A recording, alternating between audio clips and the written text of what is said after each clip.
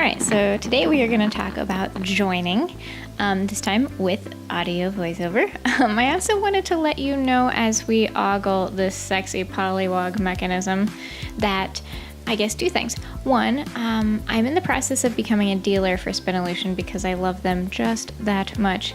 And two, I now have an archive of all of the Patreon videos on my webpage that I have linked in the description of this video, so it'll be easier to find stuff. Alright, so as for the actual joining, I find that once you are skilled, you can pretty much join any join smoothly. So the next thing you want to think about is the color joining. And that can be interesting.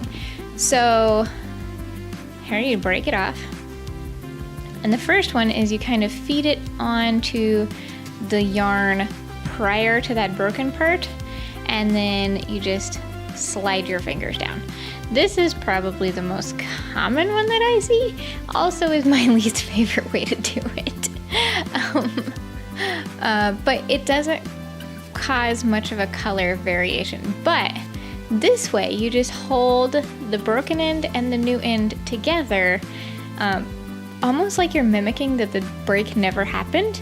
That's my favorite. It almost causes no color displacement. It's perfect in my opinion. That's the one that I use most often. So I'll show you it again.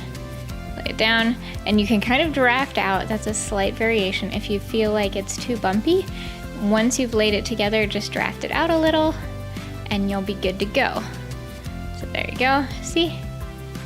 Now you can really draft it out if you want to. I believe I'm trying to show you a couple of different more exaggerated ways that you can do it. It's all up to you, really.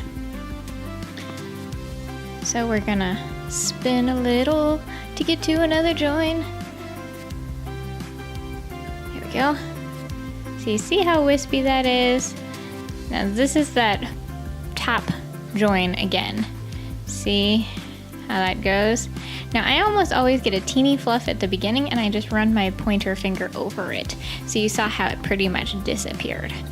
Now if you have really close contact color work, or you're spinning like a really fat art yarn and a lot of fiber is going to one section, then you'll see that it kind of blurs the color upwards. Now, if it helps, you can pre-draft out a little bit like I did just there. But again, it's up to you. What I'm trying to emphasize is that you can do it with pre-drafting or no pre-drafting or middle pre-drafting. It all works. But I think for me, these are my two most common joins. And you can intentionally join in a different part of the colorway to get kind of a miniature barber pole look. I've spun yarns before where I joined the colors back and forth, back and forth, back and forth in contrasting colors and really elongated that join on purpose to create a tiny little barber pole transition.